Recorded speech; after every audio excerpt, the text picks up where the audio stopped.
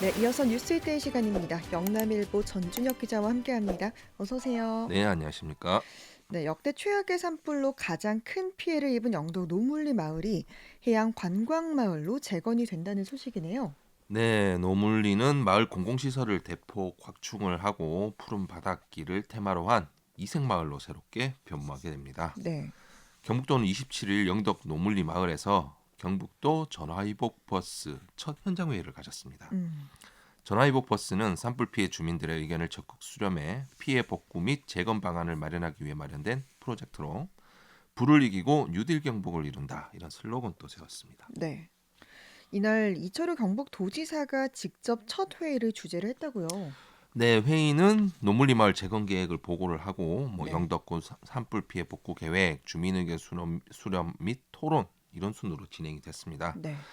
현재 노물리 마을은 비탈면 집안 침식과 붕괴, 축대 균열 등 심각한 상황인 것으로 알려져 있는데요. 네. 영덕군은 이달 말까지 산불 피해 복구 계획을 확정을 하고 현재는 임시 주거 시설을 신속히 설치하면서 이재민들의 생활 안정화 사업과 공공 사유 시설 복구 등을 위한 예산 확보에 적극 나서고 있습니다. 네. 이 노물리 마을을 해양 관광 마을로 복원한다. 이 계획도 좀 자세하게 설명해 주시죠. 네, 이는 단순히 예전처럼 시설을 복구를 하는 것은 아니고요. 네. 블루로드 테마마을, 전망대 공원 조성, 마을 공공시설 확충 재정비, 마니랑 개발 등과 연계해 완전히 새로운 마을을 조성하는 것입니다. 네. 이철우 지사는 영덕군 노물리 마을을 마리나항 개발 등과 연계를 해 세계적인 해양관광 마을로 재건을 하고 재난 극복 국가 선도 모델로 만들 것이라 강조를 했습니다. 네. 한편 경북도는 산불 피해 복구 및 지역 재건을 위한 특별법 제정, 정부 추경 및 국비 예산 특별 지원 건의에 행정력을 쏟고 있습니다. 음. 가장 시급한 이재민 임시 주거시설 마련부터 여름철 집중호우 산사태 등 2차 피해 방지, 산불 피해 주민 생계 위기, 긴급 공공형 일자리 사업 지원 등 주민 일상 회복에 주력하고 있습니다. 네. 이제 다음 소식은 경북동에 한 수소에너지 고속도로 사업이 본궤도에 오른다는 소식이네요. 네, 내년 초 기본 계획이 수립되면 본 사업도 탄력을 받을 전망인데요. 네. 경북도는 지난 25일 포항 동부청사에서 수소에너지 고속도로 프로젝트 기본 계획 수립을 위한 용역 착수 보고회를 가졌습니다. 음. 이날 보고회에서는 용역 수행 기관인 경북연구원의 수소에너지 고속도로 추진 필요성과 방향, 주요 과업 범위 등에 대한 발표와 함께 인프라 구축 방안, 안정성 확보를 위한 환경 분석, 민간 투자 유치 전략 등에 대한 심도 있는 토론이 이어졌습니다. 네. 그럼 여기서 이제 수소에너지 고속도로 사업이 뭔지도 좀 설명을 해주세요. 네, 일단 이번 용역은 울진 원자력 수소 국가 산업 단지에서 생산된 청정 수소를 총 연장 1000km에 이르는 배관망을 통해 지역 전역에 안정적으로 공급해 화석연료 중심 사회에서 수소 경제 사회로의 전환을 골자로 하고 있습니다. 네. 즉 수소에너지 고속도로 사업은 포항 수소기업 에어퍼스트에서 블루베리 산단까지 수소 배관을 시험 설치한 뒤 관련 인프라를 점진적으로 확대하는 형태로 진행되는데요. 네. 울진 영덕 포항 포스코 구간은 수소 배관망 구축 사업 1단계, 음. 이후 포항 경주 대구 구미 김천은 2단계, 네. 김천 문경 영덕 울진은 3단계 사업으로 추진이 됩니다. 네.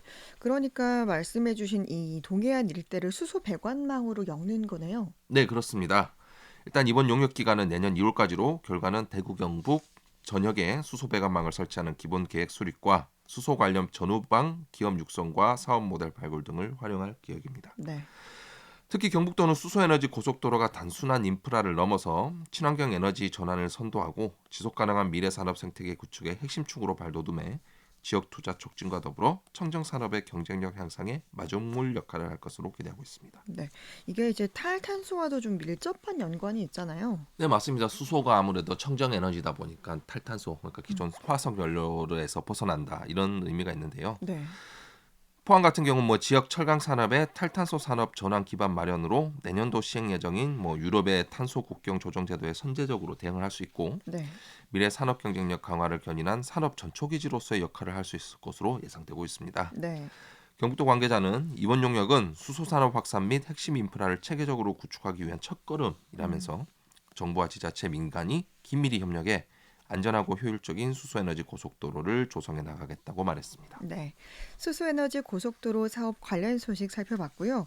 다음 소식은 포항시가 이 조선시대 성곽, 연일읍성의 국가유산 지정을 추진한다. 이런 반가운 소식이네요.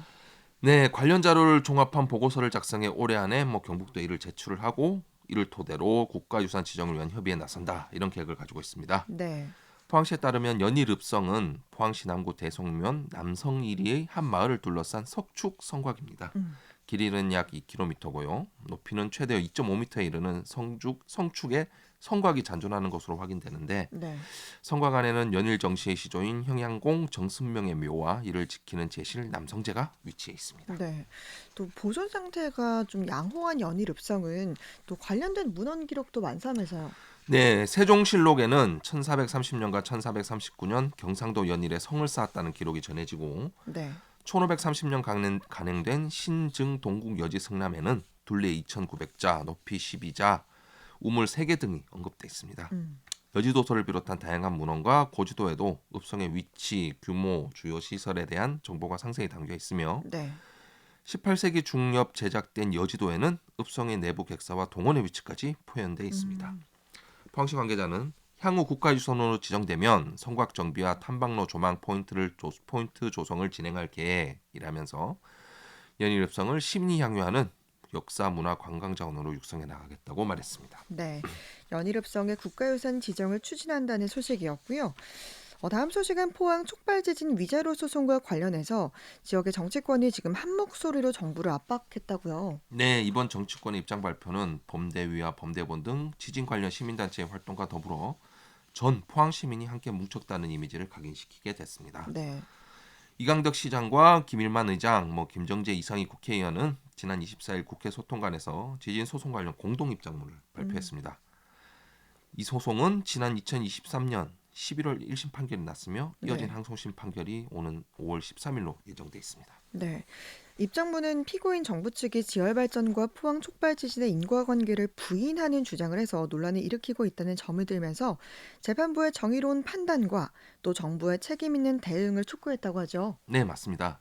또한 이번 항소심 판결이 단순히 민간 민사 사건의 손해배상 여부를 넘어서 국책 사업의 실패로 고통받아온 시민들의 정신적 피해에 대해 국가가 어떻게 책임지고 음. 치유할 것인지에 대한 중대적 사회적 판단 기준이 될 것이라 강조했습니다. 네.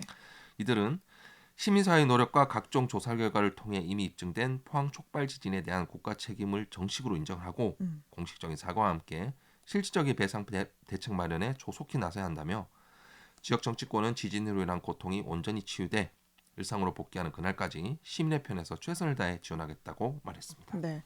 그러면은 1심 결과도 좀 다시 한번 요약해 주시죠.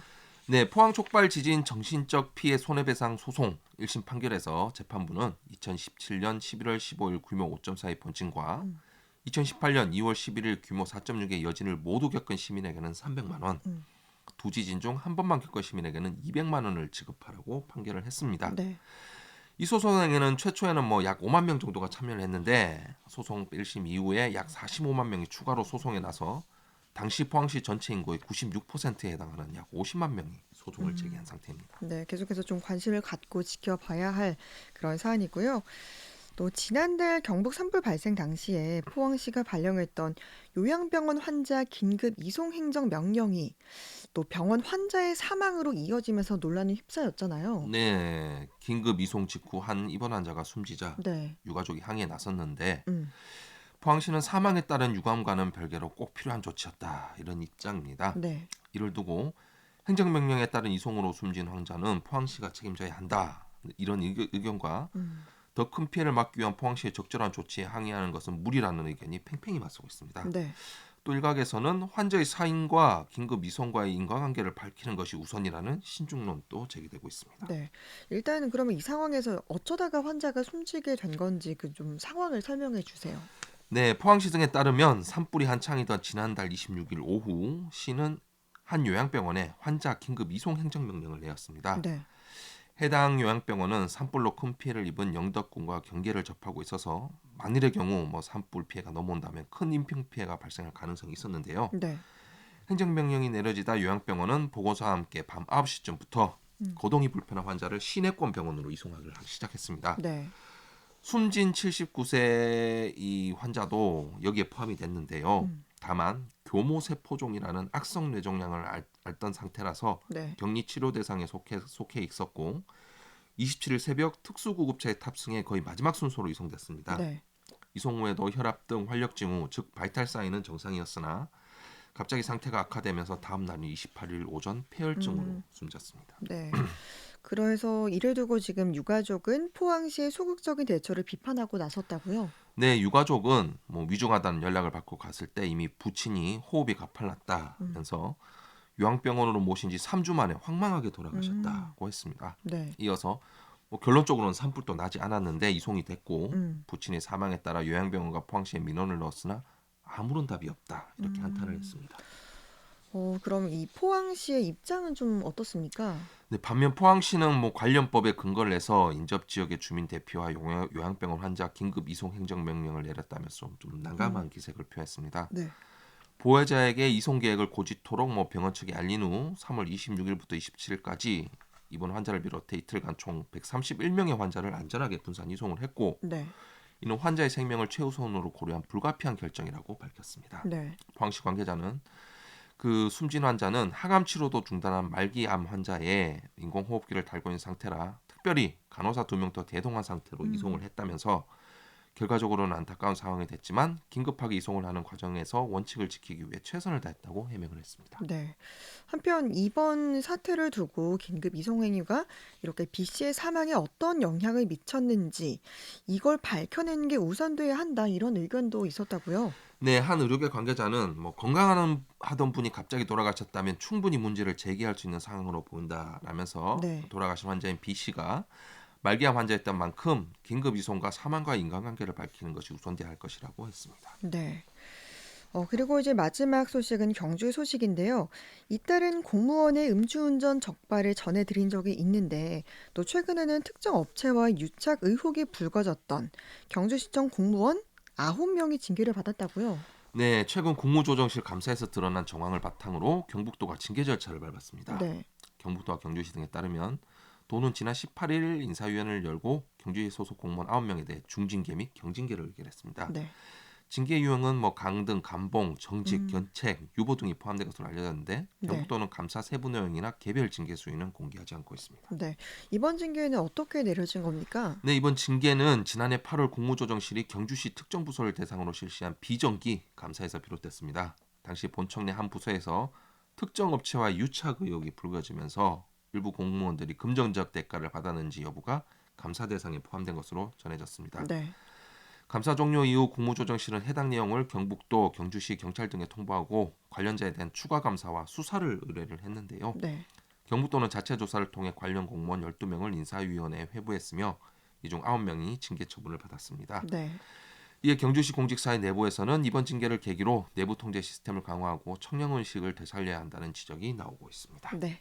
뉴스데이 전준혁 기자와 함께했습니다. 고맙습니다. 네, 감사합니다.